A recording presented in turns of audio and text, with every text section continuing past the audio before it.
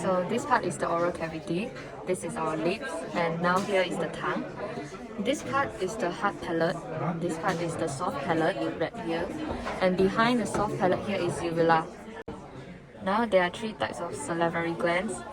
They are in pairs, so one on the right and one on the left. So total there are 6 salivary glands. Now bottom here is submandibular salivary gland, and the part bottom of the tongue is sublingual salivary gland. Behind here is parotid salivary gland. So this part here, the red one, is the esophagus, and the blue one is the trachea, and this one is the aorta.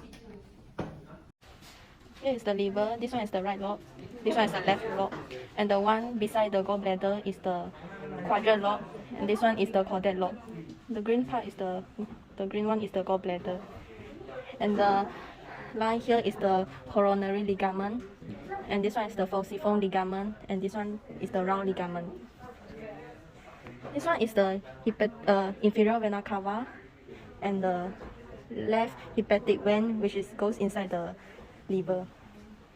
The gallbladder is connected to the common bile duct through the cystic duct, and this one is the left hepatic duct and right hepatic duct. The pink one here is the hepatic portal vein, and the red one here is the hepatic artery purpura.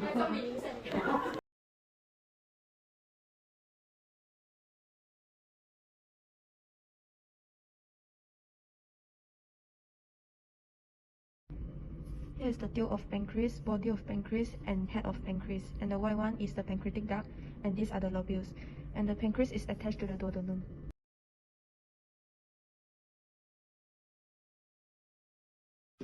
This is the stomach. The esophagus connects to the stomach here. This is the fundus, this is the body, and this is the pylorus. This is the greater curvature, and this is the lesser curvature. The stomach connects to the duodenum by the pyloric sphincter, which is here. What I have here is the colon and the small intestine. This is the duodenum, the start of the small intestine, where it connects to the stomach by the pyloric sphincter. There are two parts of the small intestine, which is the jejunum and the ileum. Here, we can see that the ileum is connected to the colon by the ileocecal valve. This is the cecum, and this is the appendix.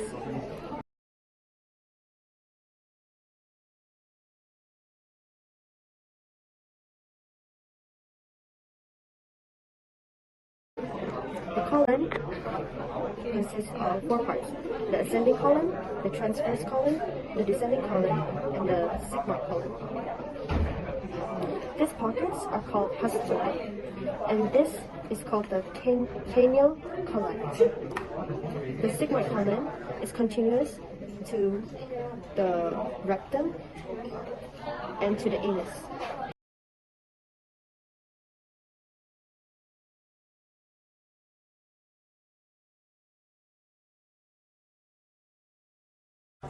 This is the rectum, which is continuous to the anus. Here is the structure of the heart, and the heart is located in the pleural cavity. The heart size is about 1 fifth, and there are 4 chambers in the heart, which are 2 atria and 2 ventricles. This one is the left atrium, left ventricles, and here is the right atrium and right ventricles. And here is the coronary sulcus, which divide the atrium and the ventricles, and here is the anterior interventricular sulcus, which divide the 2 left and right ventricles. Here is the posterior interventricular sulcus. And the red one here is the coronary artery and the small coronary vein. And this one is the left coronary artery and the great coronary vein. So this is the aorta of the heart, and this is the aortic arch. And they are divided into 3 branches, which is the brachiocephalic trunk, left common carotid artery, and left subclavian artery.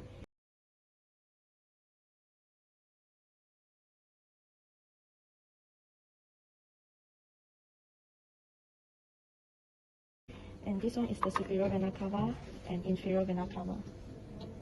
And here is the pulmonary trunk, and this one is the left pulmonary artery and left pulmonary vein.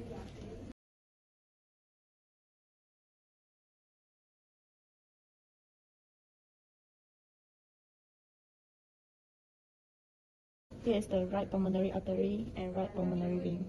There are 4 valves in the heart, which is the pulmonary valve, the aortic valve, the right atrioventricular valve, also known as the tricuspid valve, which prevent the backflow of the blood into the right atrium.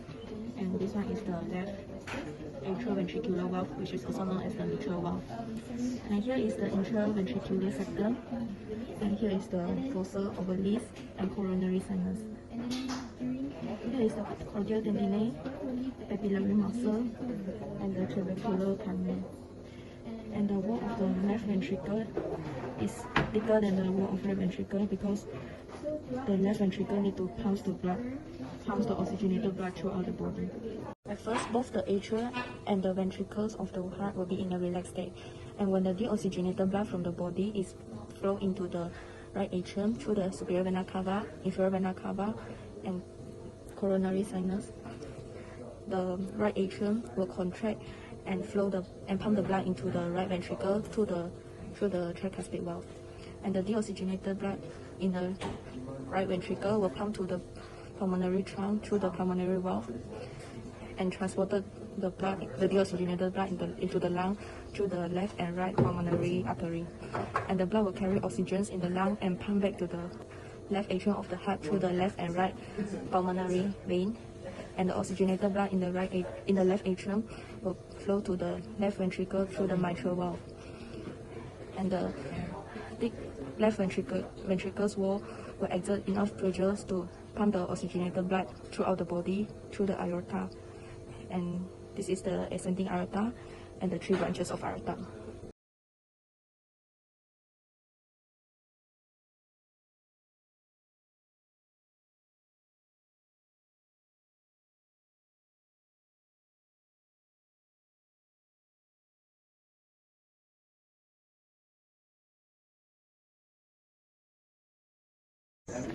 This is the female reproductive system. It is made up of internal and external organs that when put together, it can help carry out reproduction, pregnancy, and childbirth.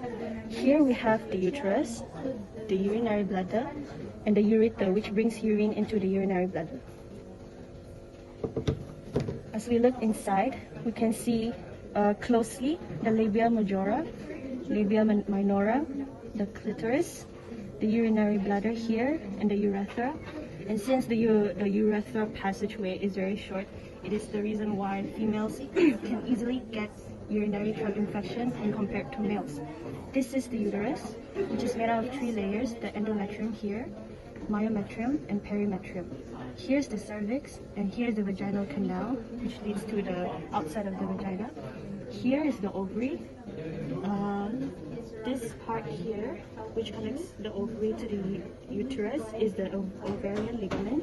This is fibrae, which are finger-like projections, and this is the uterine tube, which is more commonly known as fallopian tube.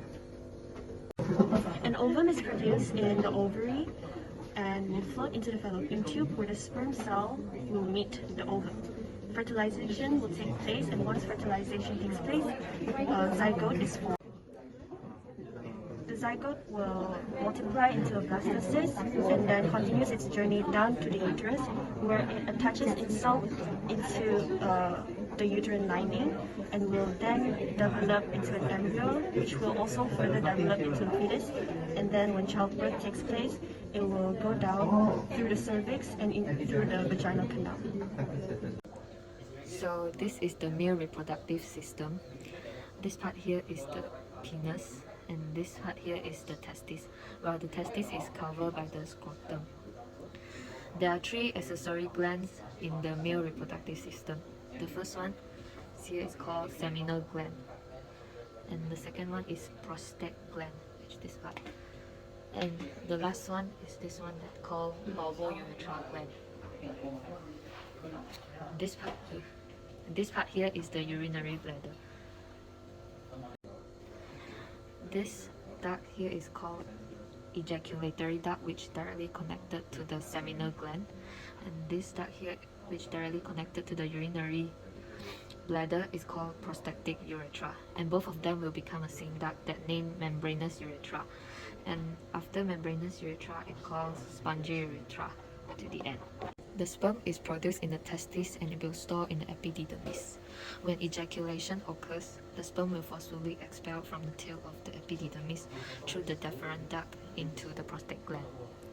In the prostate gland, the sperm will receive fluids that called seminal fluids. After receiving the seminal fluids, the sperm will ejaculate to the seminal vesicle. From the seminal vesicle, the sperm will flow through the ejaculatory duct and through the membranous urethra and through the spongy urethra and through the external urethra orifice and out from the penis. There are two layers in the penis. Upper part, the white part here, is called corpus cavernosum, and below corpus cavernosum is corpus spongosum.